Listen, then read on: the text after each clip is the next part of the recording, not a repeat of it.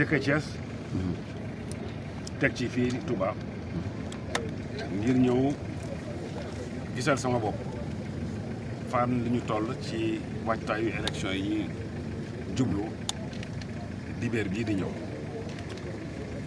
wax dëgg li ma fi fekk dal na sama xel ndaxte lépp jumtuwaay yi ñuy soxla moo xam abri provisoire yi ngeen gis moo xam bulletin de vote yi moo xam encre moo xam enveloppe moo xam urne moo xam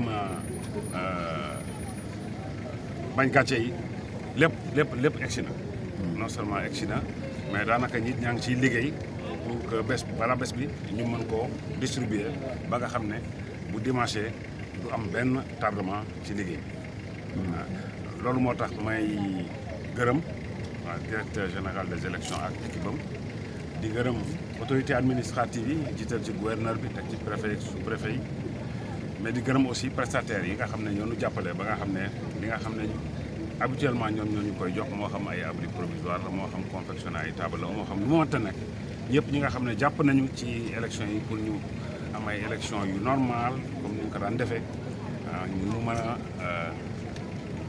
déroulé wu mooy ñu mën koo amee ni ñu ko yaakaaree ci ñun mu nekk woote bu gaaw mu nekk woote bu yomb bu ñëpp ñëw def seen devoir citoyen ci jàmm dellu seen kër ci jàmm daal di waajal semaine bii di ñëw jubluwaat ci seen i liggéey. wàllu kaaraange gi. wàllu kaaraange gi ni ñu ko daan defee moom lañ koy defee waat.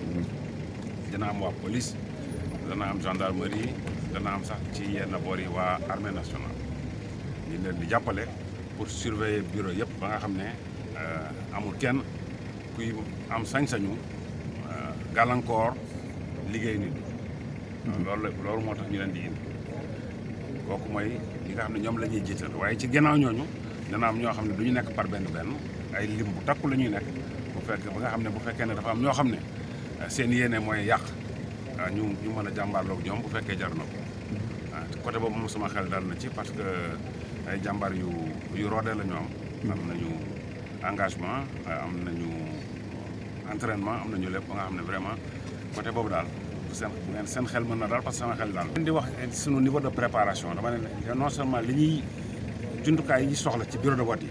aññe nañu ko. waaye rax ci dolli département bu nekk am nañu benn lot d'équipement boo xam ne dañ ko ber pour compléter lépp loo xam ne mën na am mu yàqu ci diggante bi wala mu am manquement. ba nga xam ne doo soxla dellusiwaat ba Dakar pour compléter lu la manqué. pour localité yi nga xam ne bërëb yi nga xam ne dañu xaw a xëcc moo xam Kédougou moo xam Matam Bakel moo xam Tambacounda moo xam Kolda wala Sédhiou préparé nañu benn avion boo xam ne moom tamit pare na à partir de samedi ba ci dimanche en milieu de matinée.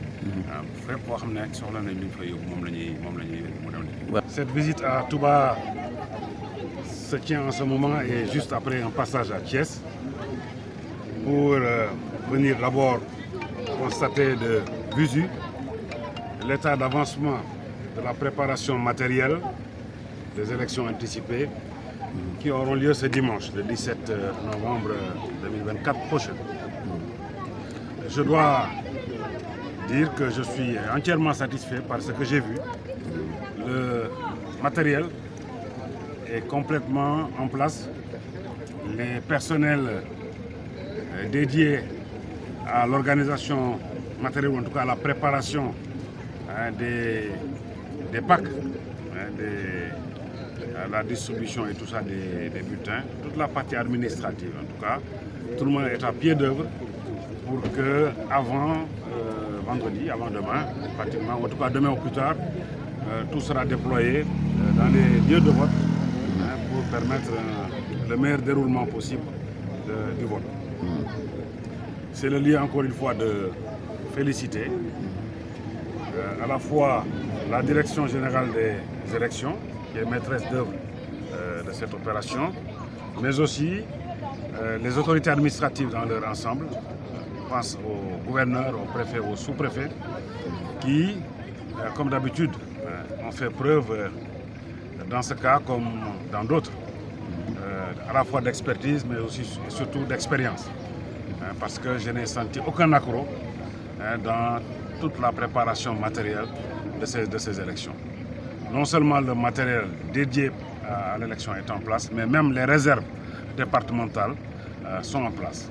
Et même le jour J, nous avons encore prévu d'avoir un aéronef pour les destinations les plus éloignées, un aéronef léger, sera à disposition pour combler les éventuels gaps que nous pourrions avoir pour une raison ou pour une autre. Donc bravo et merci aux autorités administratives. Merci à tous nos partenaires aussi qui ont participé à cette préparation matérielle. Ceux qui ont fourni, les prestataires qui ont fourni les abris provisoires à temps, qui ont fabriqué les tables à temps, etc. etc. Je ne peux pas tous les citer, je vais en oublier. Mais merci à tout le monde.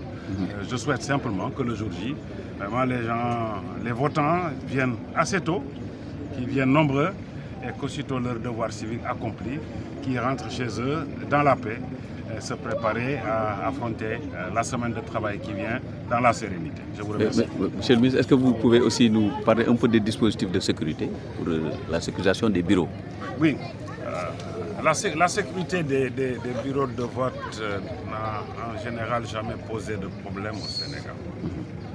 Les forces de sécurité renforcées par les armées s'occuperont de l'occupation effective de l'ensemble des lieux de vote afin de prévenir tout risque